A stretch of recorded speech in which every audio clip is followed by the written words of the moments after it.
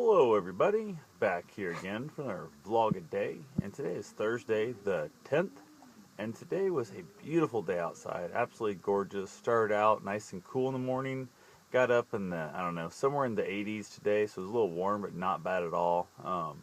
I got up way early this morning. I had to be on the road super early to take my grandparents, well my grandma in particular, my grandfather went with, up to Des Moines to have eye surgery. And they'd went like over to another town not that far away and had the first one done. And with Des Moines, they get a little nervous around the traffic and that stuff, and they kind of, I don't know, they just, it does better when they have somebody else with them kind of thing. Also, if there's ever like a little bit of a, somebody need to kind of request another blanket or that kind of stuff at the hospital and kind of get detailed information, neither one of them have the courage and the guts to like just ask the question again or say, hey, did you forget about my blanket, that kind of thing. And I'm the guy who's willing to stand up and basically, you know, after, obviously not 2 minutes later, but after it's been a while and I've seen that nurse or whoever help 3 other people and still haven't brought my grandmother a blanket as she's freezing to death, I'm the guy who will definitely, you know, say, hey, don't forget, you know, she's still in a blanket, she's cold as hell. So kind of works out for that. Like I said, I got up way early. I did not sleep great last night just because the fact that I knew I had to get up early. I contemplated staying up overnight and just skipping the whole sleep at all, and I didn't. I went to bed, got up, got going around. Everything went good. My grandfather drove like halfway up to Des Moines. It was dark when we left town. The sun hadn't came up yet, and he was driving along, and he had trouble like figuring out how to turn the high beams off and stuff, which kind of freaked me out a little bit because I haven't rode with my grandfather in a really long time, so I wasn't sure how his driving was going. And then he got figured out, wasn't a big deal, and he just, you know, got a little flustered on it, no problem. But as I'm driving, as I'm sitting in the passenger seat stuff, I look up, and the car went by, he had to turn the high beams off, so he turned the high beams back on.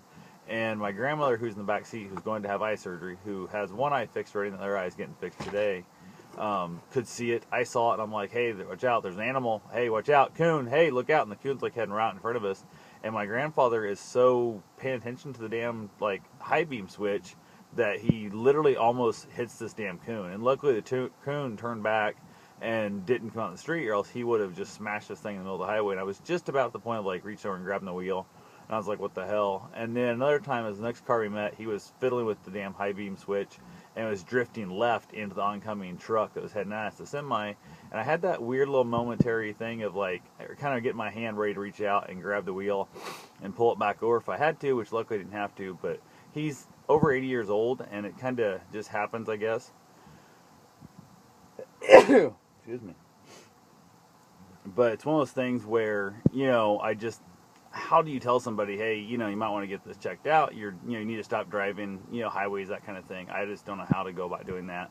But it did make me nervous. I was determined to, I would never dream of falling asleep in the passenger seat, let's put it that way. And I would also never dream of riding the back seat with him, because at least the front, I think I have a little bit of ability to reach over, grab the wheel, and at least pull it towards a ditch kind of thing, as opposed to running head into somebody. But that right there was just kind of really uneasy and unnerving kind of deal. But it went fine, got up there.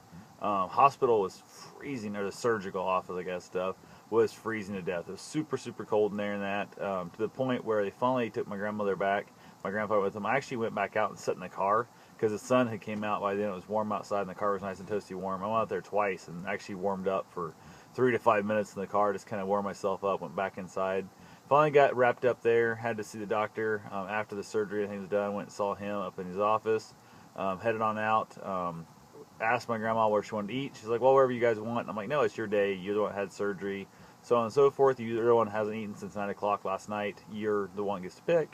And she's like, I don't know, I guess Wendy's. And I'm like, no, let's go to a real restaurant. You guys are not broke people, you're not poor, you're not homeless, you can afford real food. And I'm like, what the hell? And then they just couldn't make their mind up of anything. And I listed like 20 great restaurants, and they're always just like, no.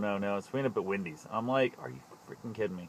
So we end up, and they're both getting like the freaking value menu chicken sandwiches, and they both get the same thing. Don't even put, I don't know, it's just, I've realized the fact there was a switch up, there was a mix up in the hospital. I'm sure, I don't think I'm related to these people at all. Like, they're nothing like me. Like, they just, I don't know, we were talking about like eating all you could eat buffet restaurants where you go to try weird exotic foods and stuff. If you're going to like a Thai buffet, that kind of stuff, and their idea of a weird buffet is they went to a Chinese buffet with me one time. Otherwise, they go to like an Old Country buffet or like just American style food. And if they get something on their plate, and they were just saying, like, just a couple weeks ago, they're up in Des Moines, and they went to an Old Country buffet, and the chicken, they both grabbed a slice of chicken, and basically a piece of chicken, I guess, not a slice, but a piece. Got back to them, they thought it was the chicken left over from yesterday. It was super dry, overcooked, the skin was so tough, the meat was dry, so on and so forth. I'm like, and you told the people that, and you threw it away, right? Oh no, we went ahead and just ate through it. And I'm like, what the hell is wrong with you? You pay good money for good food. Why are you eating stuff that tastes like shit that's disgusting? And my grandpa's like, well, I guess I just didn't know any better. And I'm like, that's not true. You clearly know better. You just, for some reason, are like terrified to say, hey, you guys screwed this up. And then also, they've been to restaurants, they'll tell me how they'll eat food, and there was something really wrong with it. Like, they thought there was something that had turned or stuff, and they won't tell anything. And my theory is, as a previous business owner, as a guy who played restaurant for almost 5 years, if something is way off and my food's wrong, I might not taste everything every time going out, where if you taste something's bad, tell the waitress so they can come back and tell me as the chef, who then I can then check that out. Maybe you have a bad taste bud. Maybe you smoked a cigar that day that didn't set with you. Maybe you got a flu coming on, who knows what. Or it might be the fact that food is bad. Because if you tell me and I'm able to fix it, I now have you now get a new meal, you're happy, everything's good. Where if you don't tell me, there might be 50 more people I served that dish to that it's wrong, something happened in my recipe I'm not paying attention to. Now I got 50 pissed off customers, and I'm out of business because they told 50 of each of their friends, and now we got way too many people out there who are never going to shop at my restaurant again. So I'm big on, if you screw up, I'm going to tell you about it. So anyway, we got that all done, wrapped up from Wendy's. I had the Whopping pretzel burger. Not a big fan of Wendy's. I've never been a big fan of Wendy's. Best thing they sell is the little Frosty, which I didn't get because my grandparents wanted to stop at a Dairy Queen on the way home to get ice cream, and I'm like, there's an amazing ice cream place like halfway between where they wanted to go, where we were. I said, best ice cream in Iowa, I think. Absolutely amazing. Let's stop there to grab ice cream. Oh no, we want to go to the Dairy Queen because we've been there before. We know where it's at. We know what we're going to order. And I'm like, I'm driving. I know where this is at. I'll tell you what to order. This will be, I guarantee, if you're not happy with it, throw it in the trash. We'll stop the next stop half an hour down the road and we'll grab ice cream there. And nope, they won't do it. I'm just like, wow, this is so crazy. So we ended up at Dairy Queen, had some crappy ice cream. It's Dairy Queen. It's not good ice cream.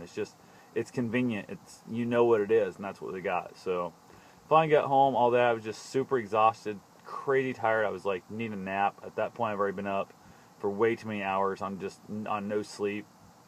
Decided I better not take a nap because I don't do well with that. Sometimes naps do work great, sometimes they don't. Just depends on where I'm at. Went for my run, went to the gym, got on the bike for a while, kind of worked out that way. Had a good time, come back home, just kind of relaxing and chilling out, trying to, basically trying to figure out where I'm at. I couldn't go to bed at 8 o'clock at night because then I would be up at midnight and then my whole day screwed up. So now it's going on, it's about a little 11:30 I think. I've dozed off twice already, so I'm going to actually try and get some full sleep tonight, crash out, and hopefully rest up and start tomorrow out right, and then be back on my schedule for the weekend so everything's going hunky-dory fine. So that's all I've got for right now. I will talk to you guys tomorrow. Have yourself a safe and wonderful day. Thanks for watching.